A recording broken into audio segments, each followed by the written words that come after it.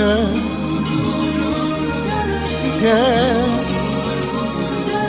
yeah,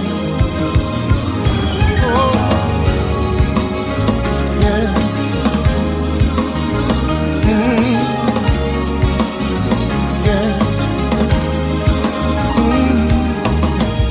born and bred, saved by love, count my blessing from above.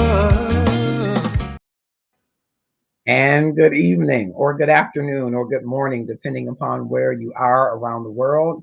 I am Marcus Holmes. I am the love activist, and I'm excited that you're joining us here live, emanating from the Love and Stuff community page, of course, on Facebook.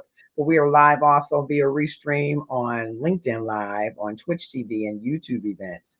And whether you're on any or all of those platforms, I invite you to click share and tag 5 of your closest friends or connections, 5 of the more popular ones, to join us in the discussion, love and stuff. And so it is March 1st, and we want to say Happy Women's History Month. Of course, you know, in the love and stuff community, we are 76% women and 24% men. And so it would, behoove us to certainly take a look at women's history. But even if it were the converse, ladies, we would take a moment to look at the history, because we think it is so important to look at history and so important to understand where we are and where we need to go. And so in women's history, we think of the great strides that in the, I believe this is the 113th Congress, there is more representation of women than there's ever been before. And as you have heard by now, I'm sure that President Joseph Robinette Biden has nominated an African American woman, Ketanji Brown Jackson, to the Supreme Court nominee vacancy. And so I just want to tell you a little bit about her. And then I'm going to double back and tell you a little bit, catch you up on self-care. And then we'll get a few of the readings in for Women's History Month. So click share and tag someone to join us. We had to take some time. It's the first day of the month. And throughout the month, we will be celebrating the accomplishments of women throughout this month, as well as celebrating with you those women that have made a difference. This year's Women's History theme is providing healing, promoting hope. And so there's a focus on caregivers and those that have been caregivers. And how many of you can think of a woman in or around your family that has made the difference in the lives of your family because of the care that she gave to that family? There have been women who worked in the home, outside the home, and cared for the home in a fantastic way, reared children, reared husbands, some of them would say, and made that house a home. And those women, some midwives, some in other roles, cared for the health of the family, helped those be nursed back to health, help those in the neighborhood with homeopathic remedies and other types of remedies to nurse people back to health. There is a caregiving mode that is birthed into women. I often say that a mother's love is the closest that we experience in person of God's love. It's like God has kissed women with the special providing healing, promoting hope. So we'll be asking you to send in your stories to the Love and Stuff inbox about the woman who cared for you, or some woman that you have watched her caregiving and you think that it's awesome to do, to watch, and awesome what she has shared. We hope that you will join us, and we will share those throughout the months. Letters, videos, whatever you want to send in tribute, we want to share those throughout the month. And this month is all about exercise. Did you know that exercise is really about you getting your limbs moving? Well, we'll talk to you a little bit about it all month long inside of Love and Stuff. You'll be able to get some interesting information on exercise. And this Saturday coming up, a special feature from Sports Talk with Felix and Kamal and Felix. They will be together live for the first time. You know, if you've ever watched their show, one is in Texas, one is in Southfield, Michigan. They will be live together for the first time. So you don't want to miss that. happening live right here on Love and Stuff. All right.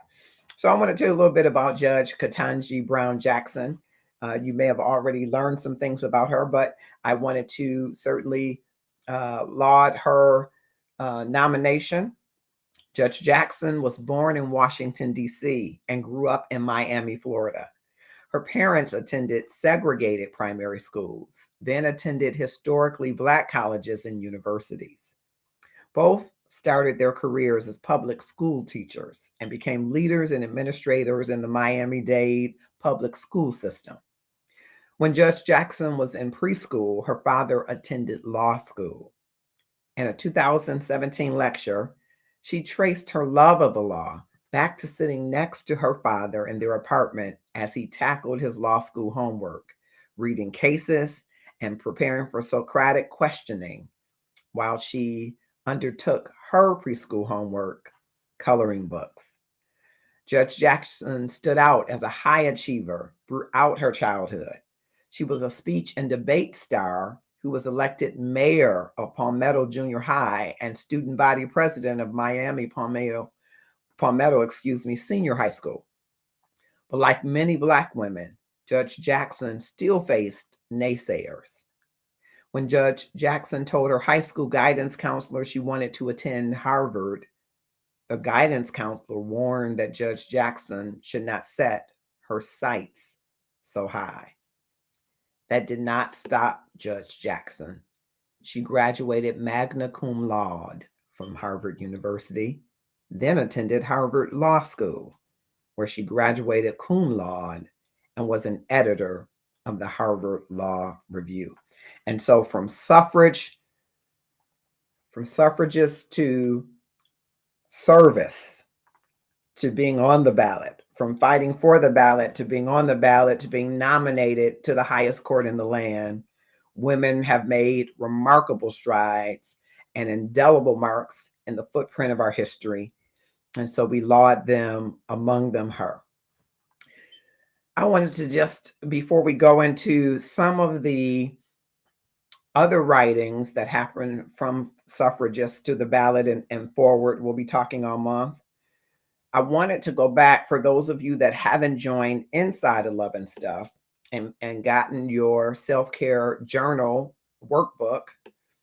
The month of January was all about sleep. We're on a 12-month journey to improve our lives. And when we talk about providing healing and promoting hope, I think many of you would agree with me that women take exceptionally good care of everybody else and maybe not always the best care of themselves. So it's important that you do have your own self-care journey while you're providing healing to others so that you will have a full picture from which to pour, and that will promote health throughout the community. And so this self-care journey started in January, and there are so many different stats in the self-care journal that I want you to get. Some facts that you might say are things that behaviors that you may have evidenced or witnessed in your life.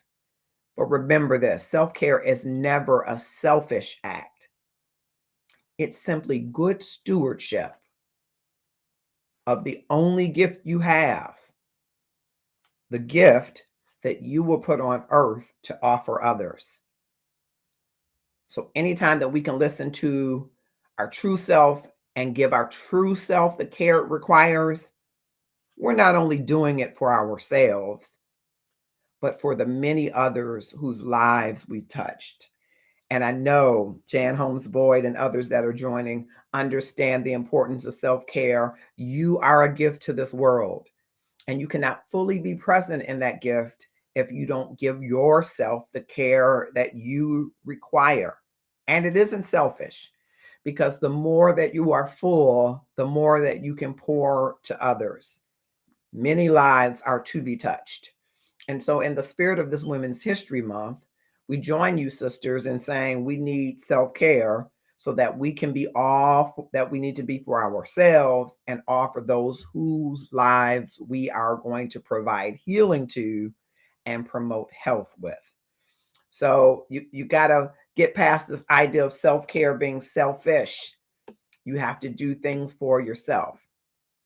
And so month number 1, January, was all about sleep. Now, some people say, wait a minute, that's wrong. Get sleep later. It's time to work.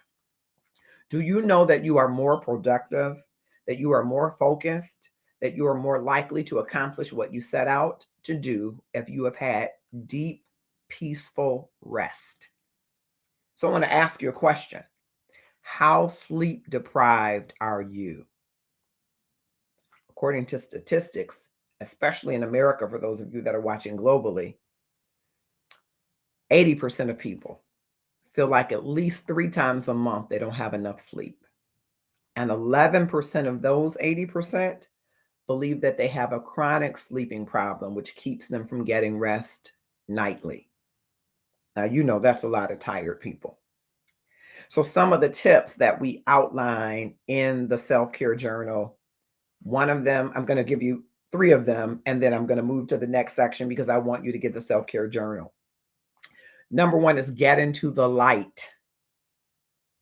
We all need natural light because our bodies, as you may know, have a natural circadian rhythm. And that dictates when we think we should sleep and when we should be awake. So if we never get exposed to the sun in the day, our bodies don't know really where we are in the day, and it adds additional stress. So the recommendation is to spend 2 hours in or near sunlight, natural light, so that your body's rhythms stay in check. And then when it's time to go to bed, you will know it's time to go to bed. Your body will automatically know it's time to go to bed. That's number 1. Get into the light. Number 2, drop the naps. I know people say, get your naps in. Everybody should have a nap. But a daytime nap can throw off your body's rhythm unless you're totally exhausted and wiped out and you need that time. You're better to adjust your schedule and just go to sleep earlier that night if you feel less rested rather than a nap. So drop the naps. I know we got a lot of feedback on that one. I don't know about dropping that nap. I need it. Maybe you need it, but maybe it's throwing your circadian rhythm off. Maybe your body is not getting the full benefit of the rest when it should. And then you take these smaller dips and it does more to the exhaustion than you think. And among the many other ones, the last one that I'm going to share with you is no caffeine afternoon. You will sleep better if you quit drinking any caffeine after noon, 12 noon. I know I'm a coffee drinker. Hey, Lena Brown, click share and tag someone. Of course, you join us on the self-care journey. You got a lot to add to our self-care journey for the wonderful way in which you've taken care of yourself. I'm going to have to put up a picture. Join inside the Love and Stuff. I said I was going to get, that was the last one. Okay. Forget the blues is the last one in the sleep section. Blue light is not your evening friend. And you know we are all tethered to blue light. I have 2 phones. Don't ask me why people want to know where I am. They're just tethers. That's all they are. But I have learned I plug in one phone in another room at night. And then the other phone is plugged on a charger that's on a nightstand away from where I sleep. And that phone that's in the room with me is set to a bedtime timer that dims the light and no notifications come through except phone numbers that I've listed as being emergency. So I don't get my text messages, I don't get phone calls, I don't get email notifications. None of those things happen at night because I've set the bedtime timer. And it even has on the iPhone, I don't know about Android, though I do have an Android and I should check it. It has a wind down. So my wind down starts at a certain time for 1 hour. It reminds me it's time to bed. And then after that 1 hour, it cools down the phone and no blue light, no light comes on unless it's an emergency. Cut out the blue light, put away the screens. And if you can do it a couple of hours before bedtime, you're letting your body know it's time for you to get the rest. Okay. So those are 3 of the things that are in the sleep month. Last month, just yesterday, was all about eating right. And it can mean so many different things to so many different people, depending if you are keto, paleo, vegetarian, carnivorous, whatever you are. But there are some universal things that all can take in from this, especially this one, because there is a statistic that says approximately 75% of Americans, and probably worldwide, are dehydrated at any given moment. So what is the answer? Drink, period, more, period, tea. Nope. Drink, period, more, period, Cavassier. Nope. Drink, period, more, period, wine. Nope. Drink, period, more, period, beer. No. Drink, period, more, period, 1800. No. Drink, period, more, period, water, period. Drink more water. Unless you have a medical condition where you have to limit the amount of fluid intake, drink more water. And here's the rule of thumb. Drink a half ounce of water for every pound you weigh in the course of the day. So don't put 1 foot on the scale, put 2. And drink an ounce of water, half ounce of water, for every pound. So if you weigh 150 pounds, you should be drinking 75 ounces of water. Ouch for somebody who's saying, I weigh more than that. Me too, by the way. But we should be drinking a half of ounce of water per pound. And please note that some of that water you do get by eating fresh fruits and even fresh vegetables. But the rule of thumb is drinking the water half an ounce per pound. Okay? Only other thing that I'm giving you from that section, because I want you to get the self-care journal, drop processed foods. Drop processed foods.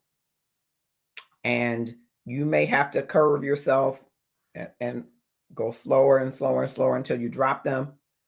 But do fewer processed food items, because these are full of sugars, trans fats, and salts, all that you really don't need. So I need you to get for last month that just ended, and there are some more tips that we want you to get that are in that manual. This month is all about what a doctor told me the other day.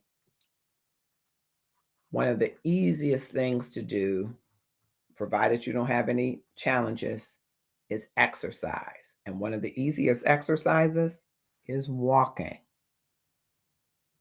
I know it's winter in many areas of the world, so you may not want to walk outside, which you could, but you can walk in the mall.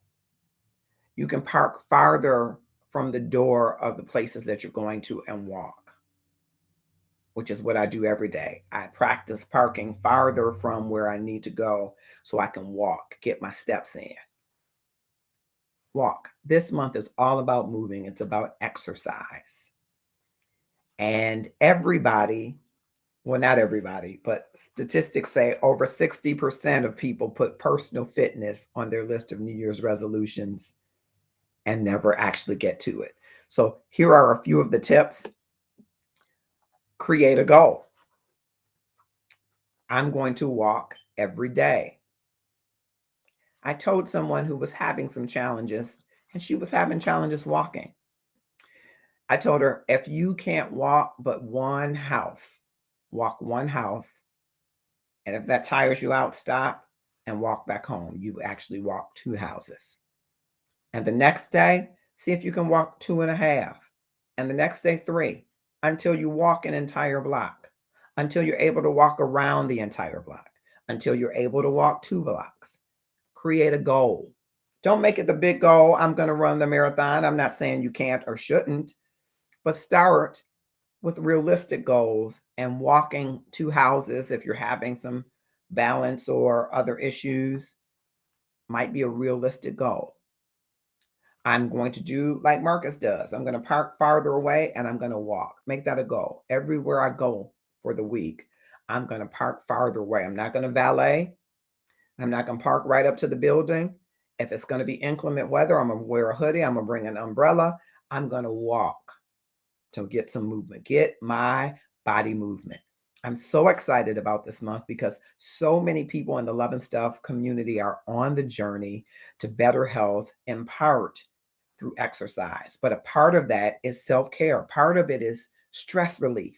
It's improving your health. It's improving your balance. It's improving your physicality. All of those could improve your love life.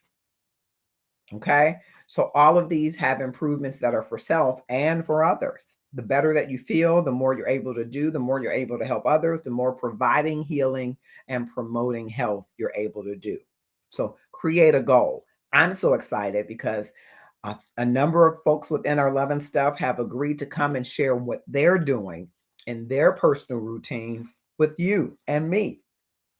We have people like Tamuk Scruggs, who's a staple in this Love and Stuff community, who flips tires, big, I don't know what you call them, but the big tires. He will tell me the word that you flip. He flips those over and he trains other people to do the same thing. People that have their own workout routines and own videos, and people who have just struck out on their own. And we're going to have a special featured guest from Ready to Love later this month who has his own fitness organization, and you'll see his familiar face and hear more about that. You can only get in that session, which will be held in a messenger room right here on Facebook. You can only get in that session if you go and sign up for Inside of Love and Stuff.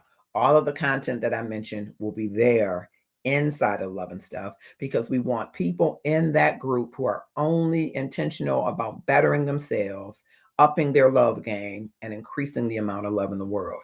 And that's you. Join us. And I understand that's not going to be everybody, but some people are ready for a journey of love. I know we're in the midst of a time where we're talking about war and rumors of war, and we're praying for the Africans in Ukraine and all of the Ukrainian people.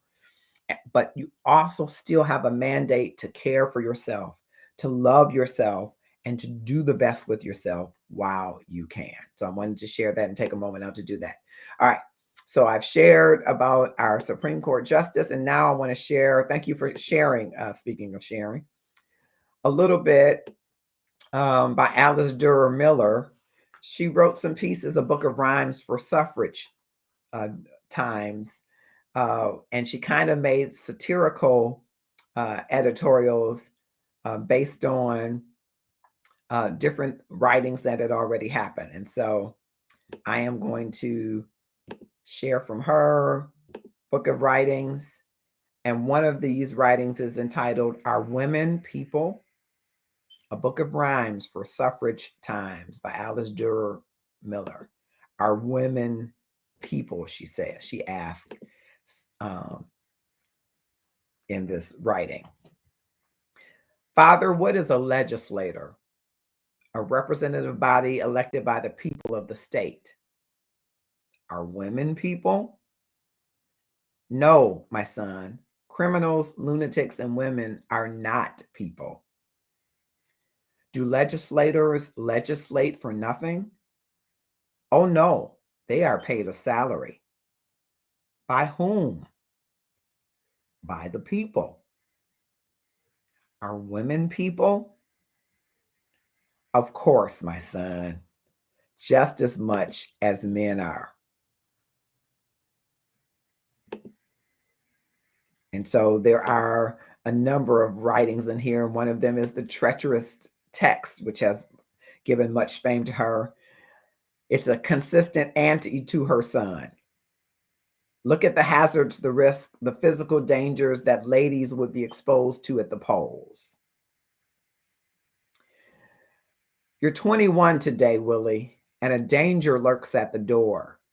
I've known about it always, but I never spoken before. When you were only a baby, it seemed so very remote. But you're 21 today, Willie, and old enough to vote. You must not go to the polls, Willie. Never go to the polls. They're dark and dreadful places where many lose their souls. They smirch, degrade, and coarsen. Terrible things they do. To quiet elderly women, what would they do to you? If you've a boyish fancy for any measure or man, tell me and I'll tell father. He'll vote for it if he can. He cast my vote and Louisa's and Sarah and dear Aunt Chloe. Wouldn't you let him vote for you, father who loves you so? I've guarded you always, Willie, body and soul from harm. I'll guard your faith and honor, your innocence and charm from the poles and their evil spirits. Politics, rum, and pelf. Do you think I'd send my only son where I would not go myself? These are parts of a treacherous text. Our idea of nothing at all. I am opposed to women's suffrage, but I am not opposed to women, which was the anti-suffrage speech of Mr. Webb of North Carolina. So she writes satirically in response to these anti-suffrage speeches, if you haven't already grasped that. Oh, women, have you heard the news of charity and grace? Look how joy and gratitude are beaming in my face. For Mr. Webb is not opposed to women in her place. Oh, Mr. Webb, how kind you are to let us all live at all, to let us light the kitchen range and tidy up the hall, to tolerate the female sex in spite of Adam's fall. Oh, girls, suppose that Mr. Webb should alter his decree. Suppose he were opposed to us, opposed to you and me. What would be left for us to do except to cease to be? And then she goes on, lines to Mr. Bottle of Ohio. He says in his anti-suffrage speech in Congress in 1915, January 12th, the women of this smart capital are beautiful. Their beauty is disturbing to business. Their feet are beautiful. Their ankles are beautiful. But here I must pause. In response, she writes lines to Mr. Bottle of Ohio. You who despise the so-called fairer sex, be brave. There really isn't any reason you should not, if you wish, oppose and vex, and scold us in and even out of season. But don't regard it as your bounden duty to open with a tribute to our beauty. Say, if you like, that women have no sense, no self-control, no power of concentration. Say that hysterics is our one defense, our virtue but an absence of temptation. These I can bear, but oh, I own it rankles to hear you maundering on about our ankles. Tell those old stories which have now and then been from the record thoughtfully deleted. Repeat that favorite one about the hen. Repeat the ones that cannot be repeated. But in the midst of such enjoyments, smother the impulse to extol your sainted mother. Our women, people, she writes, on not believing all you hear. And this is from the anti-suffrage speech of Mr. Carter of Oklahoma, who she then writes satirically. Angel or jewel, he says, women are angels. They are jewels. They are queens and princesses of our hearts. She writes in response, angels or jewel or prince or queen, tell me immediately, where have you been? I've been I've been to ask all my slaves so devoted why they against my enfranchisement voted. Angel and princess, that action was wrong. Back to the kitchen where angels belong. Okay. And the revolt of mother. I think I will share just two more. From the speech of almost any congressman, she writes, any true woman feels. And she responds, the revolt of mother. I am old fashioned, and I think it right that man should know by nature's law eternal the proper way to rule, to earn, to fight, and exercise those functions called paternal. But even I, a little bit rebel, at finding that he knows my job as well, at least he's always ready to expound it, especially in legislative hall. The joys, the cares, the halos that surround it, how women feel, he knows that best of all. In fact, his thesis is that no one can know what is womanly except a man. I am old fashioned and I am content when it explains the world of art and science and government to him, divinely sent. I drink it in with ladylike compliance, but cannot listen, no. I'm only human while he instructs me how to be a woman. Again, from Treacherous Text of Alice Durer Miller, she writes in response to many of the anti-suffragist ideologies, and speeches. And this one is the gallant sex. A woman engineer has been dismissed by the Board of Education under their new rule that women shall not attend high pressure boilers, although her work has been satisfactory and she holds a license to attend such boilers from the police department. Lady, dangers lurk in boilers, risk I could not let you face. Men were meant to be the toilers. Home, you know, is woman's place. Have no home? Well, is that so? Still, it's not my fault, you know. Charming lady works no more.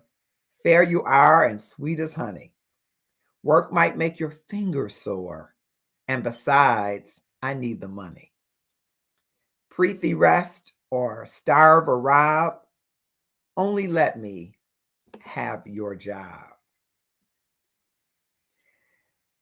Representation. She also writes in response to Vice President Marshall, my wife is against suffrage and that settles me. My wife dislikes the income tax and so I cannot pay it. She thinks that golf all interest lacks, so now I never play it. She is opposed to tolls repeal, though why I cannot say, but woman's duty is to feel and man's is to obey. I'm in a hard position for a perfect gentleman. I want to please the ladies, but I don't see how I can. My present wife's a suffragist and counts on my support, but my mother is an auntie of a rather biting sort. One grandmother is on the fence, the other much opposed, and my sisters live in Oregon and thinks the question's closed. Each one is counting on my vote to represent her view. Now, what should you think proper for a gentleman to do?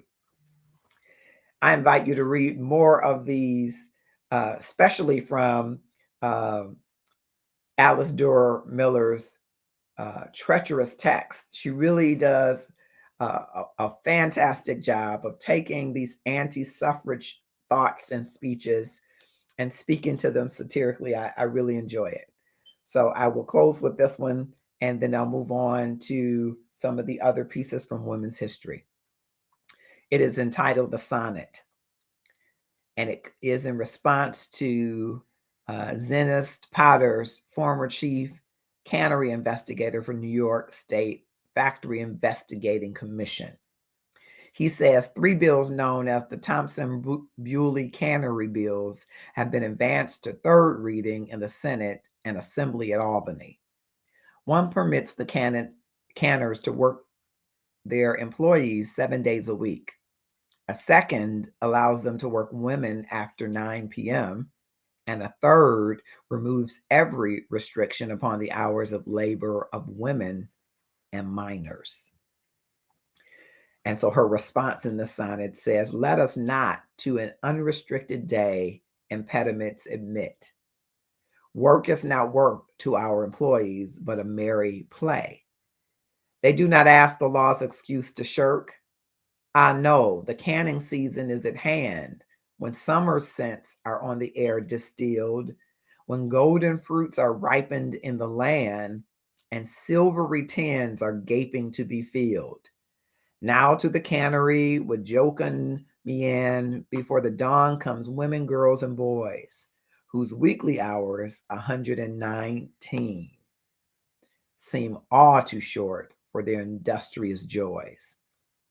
If this be error and be proved, alas, the Thompson-Bewley bills may fail to pass." And so these are the works of Alice Durr Miller. As you can see, wrote a lot of anti-suffragist poetry, anti-suffrage poetry in a satirical format, and we honor her as part of the women's history. There were a number of men who spoke up for women's suffrage. Among them, Horace Greeley, Reverend Henry Ward Beecher, Reverend Dr. Folin, O.S. Fowler, Reverend T.W. Higginson, William Lloyd Garrison. And I invite you to read many of their testimonies as well. See if I can enlarge it to be able to read a part of it. Here we go. From Reverend Henry Ward Beecher, he writes, "We need the participation of women in the ballot box. It is idle to fear that she will meet with disrespect or insult at the polls. Let her walk up firmly and modestly to deposit her vote, and all men will make their way for her. And if anyone ventures to molest her, the crowd will swallow him up as the whale swallowed Jonah," or the large fish, but he says the whale. Reverend William H. Channing says, "Our whole plan of government is a hypocritical farce if one half the people can be governed by the other half without their consent being asked or granted. Conscience and common sense alike demand the equal rights of women." The Honorable H.B. Anthony, ex-governor of Rhode Island, says, "A collection of women arguing for political rights and for the privileges usually conceded only to the other sex is one of the easiest things in the world to make fun of. There is no end to the smart speeches and the witty remarks that may be made on the subject. But when we seriously attempt to show that a woman who pays taxes ought not to have a voice in the manner in which the taxes are expended, that a woman whose property and liberty and person are controlled by the laws should have no voice in framing those laws, it is not so easy. If women are fit to rule in monarchies, it is difficult to say why they are not qualified to vote in a republic. Nor can there be greater indelicacy in a woman going up to the ballot box than there is in a woman opening a legislature or issuing orders to an army. We do not say that women ought to vote, but we say that it is a great deal easier to laugh down the idea than to argue it down." And Honorable William Hay from Saratoga, New York, says, I am convinced that until the individual and social right of our whole race, without distinction of caste or sex, shall have been universally recognized, the tyrannies of earth will not cease from it. The women's right reform may yet lead to the practical adoption here of Jefferson's elementary truth, almost self-evident, yet treated as theory, that government derives its just powers from suffrage consent of all, not half the governed. Partial consent can confer only unjust power.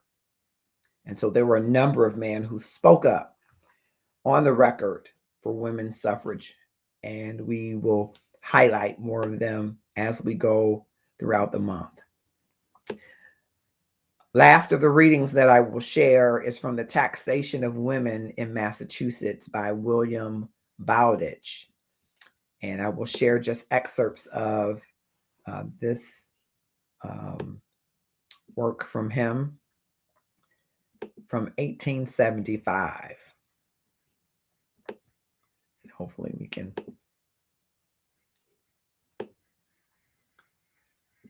Yes. Taxation of women. The Constitution of 1780 was framed for the people of Massachusetts. The preamble describes the body politic as a social compact by which the whole people covenants with each citizen, and each citizen with the whole people, that all shall be governed by certain laws for the common good. And it closes with this paragraph.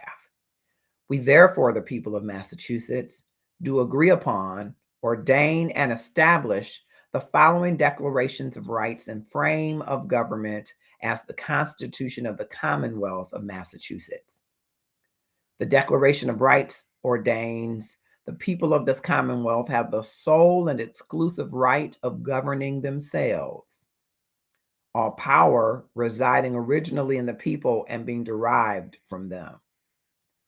Government is instituted for the common good, for the protection, safety, prosperity, and happiness of the people, and not for the profit, honor, or private interest of any one man, family, or class of men. Therefore, the people alone have an incontestable, unalienable, and indefeasible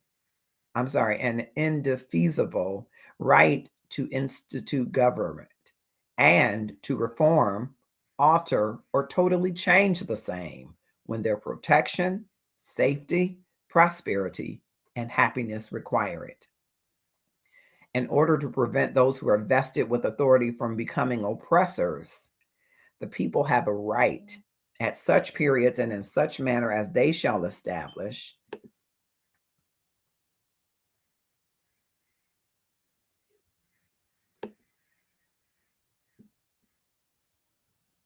I apologize. We had a little bit of faux pas there.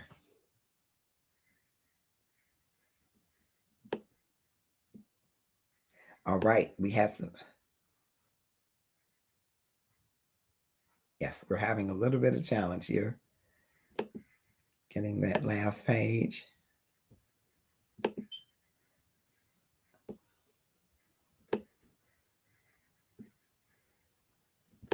All right. It may be possibly argued that women are not included even under the expression of the people. It may also be said that frequently where the terms individual and subject are used, though these terms are also broad enough to include women, that they are used in connection with words which imply men to be the individuals or subjects alluded to.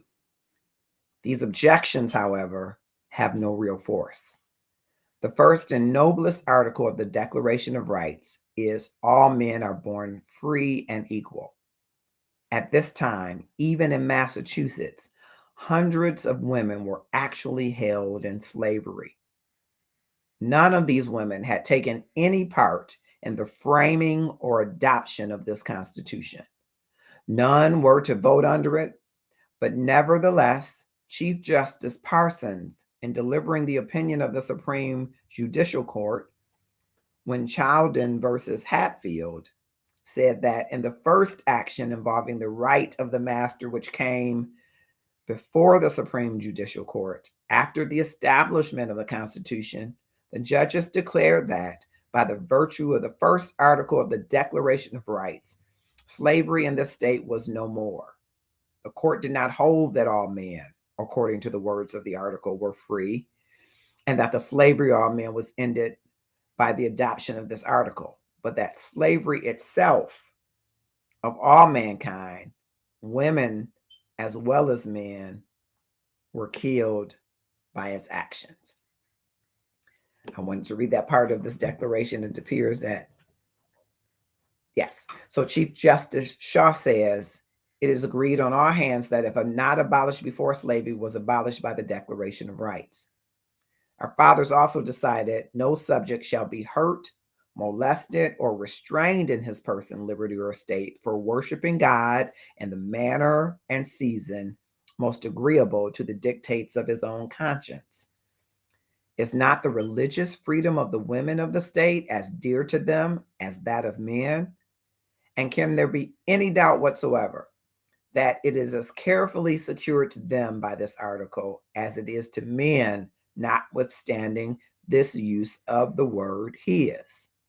But if, in behalf of civil liberty, even the expression all men has been decided by the court to be broad enough to include women, and his may be construed to mean also her in behalf of religious liberty, it would seem to be clear that the rights of women are covered and protected by the broader clause defining the rights of the people of the state and that of the Constitution than those women had who were held in slavery and who nevertheless were set free by its adoption.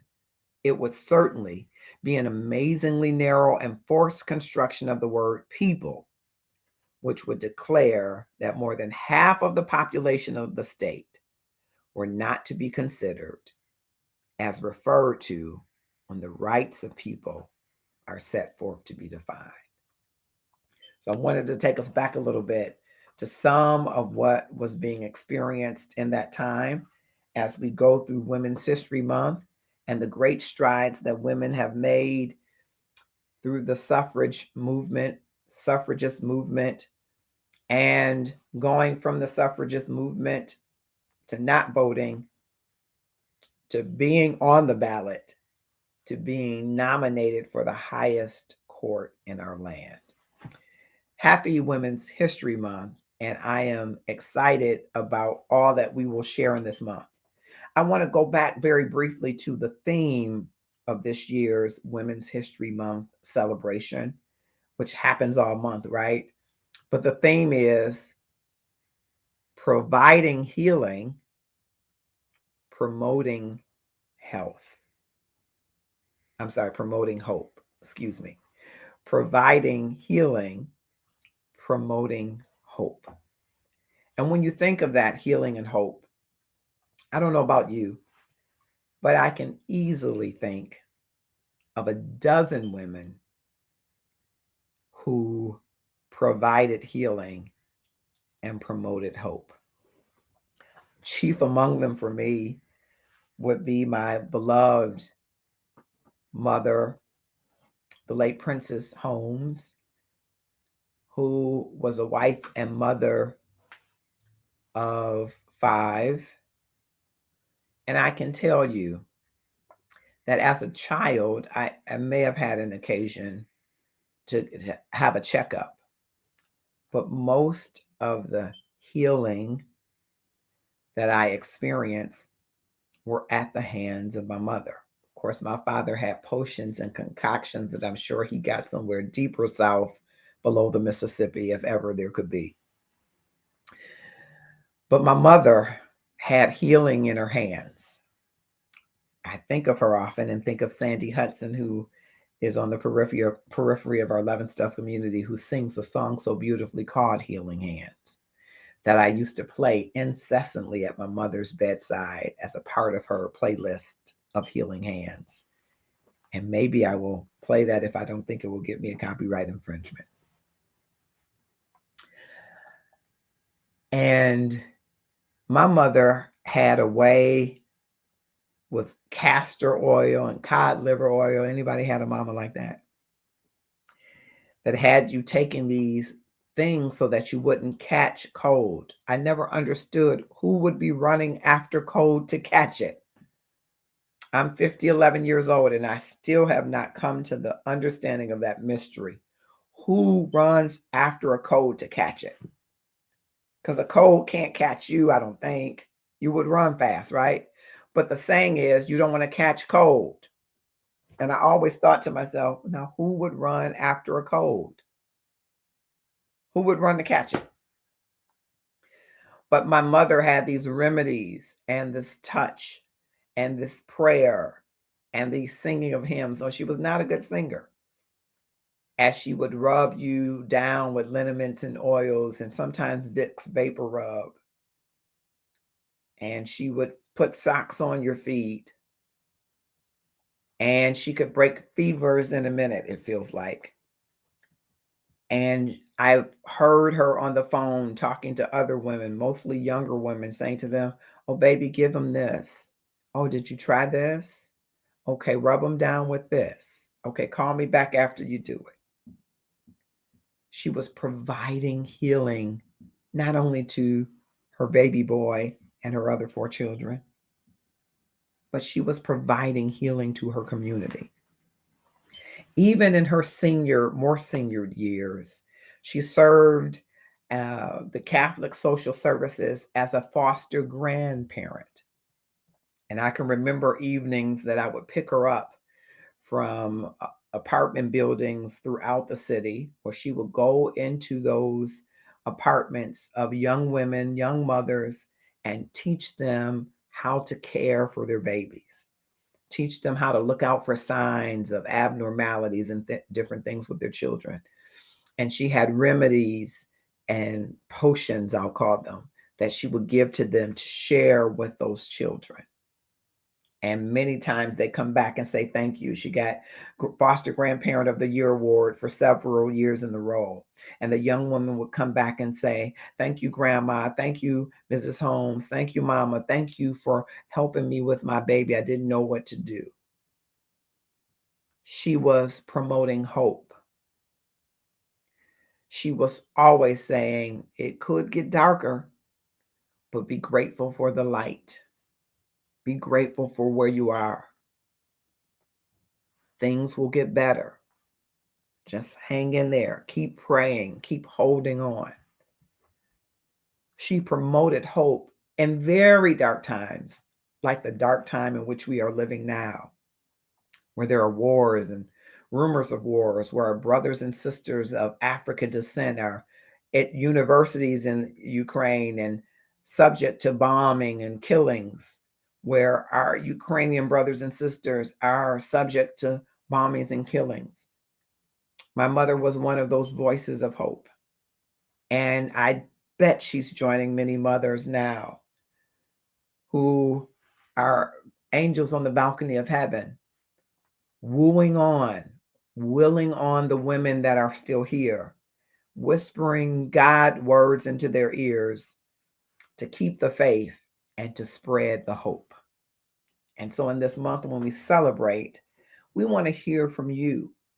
Who are your mothers and women that we celebrate? Who are your grandtees and big mas? And who are the midwives? And who are the doctors and the teachers and the lawyers? Who are the people that provided healing to you and promoted hope in and around your community? We want to hear from you about them so that we can share their stories all month long with others as we celebrate Women's History Month this month of March. As I prepare to go to a close, I want to thank those of you that have joined and watched. I hope you will click share, whether you're watching us on LinkedIn Live or Facebook Live, Twitch TV, or YouTube events, that as you go throughout this month, I hope you think about some woman whose tenacity and boldness to stand in her truth be it as a wife, mother, a Supreme Court nominee, a doctor, a lawyer, a teacher, in whatever capacity, that you will think of her and that you will celebrate her in this month and realize that women have made an indelible mark in our society and in our world. Some would only think of women in ways that might objectify them. And we've got an interesting story coming up later in the month from our inbox. And people who have been on OnlyFans and know about OnlyFans may be the OnlyFans that will be able to help us with that. But women have been objectified in many regards by many. But women have contributed so much more to our world than just sex and sex appeal. And women have done more than contribute children, which I think is the wellspring of any civilization. I think the village is well if the children are well, which is an old proverb, right? But women have contributed more than a meal, than a clean kitchen, more than just babies. They have birthed civilization in a way that brings an ingenuity to a home and makes it a savvy haven for business. They've done that and so much more. And we should honor and celebrate them. And here in the Love and Stuff community, as I stated at the outset, which is 76% women, 24% men, the 24% men are going to join me in celebrating the 76 women and join us all together in honoring the contributions of women to our history. We will have different points throughout the month where we will do that, and we invite you to join us. And lastly, second from lastly, you should join us in the Inside of Love and Stuff group. It's only here on Facebook. So those that are on Twitch TV, YouTube events, and LinkedIn, I don't say don't stay on those platforms, but just come over for a little bit and join Inside of Love and Stuff. Why do I want you to join? Because I believe that you are looking for the best life that you can experience and have. And I believe that starts with you. That starts with you caring for you, understanding that your self-care is really love speaking to your worthiness, and you are worth it, absolutely. And if you can get on that journey, you can get down the path to meeting the person that you want to be in relationship, for getting the job and career that you want, for getting accepted to the school that you want. It starts with you and your journey. You've got to up your love game for you. And Inside of Love and Stuff, that's what we're going to do there. We're on a 12-month journey of self-care to make and improve the we that we have. We're the gift to this world, and so we might as well be the best gift that we can be to this world. And you will see when you are walking in the true worthiness of self-care that you will both teach yourself how to treat yourself and teach others how to treat you. So join us Inside of Love and Stuff. And we have a minute left before we close. And at this close, our newest video cast is Sports Talk with Kamau and Felix, right? And it's growing. And I'm so proud of those guys. They're talking sports and talking trash and talking all kind of having a great time. Join them every other Saturday at 11 a.m. Eastern Standard Time, 10 a.m. Central Standard Time, and 9 Pacific, and other places. You got to figure out your times, right? What I am excited about is that this weekend, for the first time, they're going to physically be in the same place. As you may know, Kamau lives in Texas, Felix lives in Michigan. They're going to be in the same place doing the show live together. You don't want to miss it. I know they're going to have a ball, and you should join it. If you're a sports enthusiast, or ladies, you live with a sports enthusiast, you could learn some things about the sports that will make your man happy to have you watch the game with him. Up your love game and learn about the sports. I'm Marcus Holmes, the love activist. Happy Women's History Month. We will be seeing you in these Facebook streets and Love and Stuff streets. I will drop the link in the comments so that you can get the self-care journal. You can get it today and then join us inside of Love and Stuff. I'm so excited that you came to share with us. I know it isn't our regular show format. We're going to get back to some of the inbox topics, I promise. And if you have inbox topics that you want to discuss, just send them to the Love and Stuff community. But we want to talk about more than just the love between husband and wife, the love between boyfriend and girlfriend, boo and bae. We want to help you with the self-love journey, and so much more to love than just the love of someone else. There's some love that you have to give to you. And so we hope that you will join us on that journey. Thank you so much for joining us tonight. Have a wonderful evening and see you soon.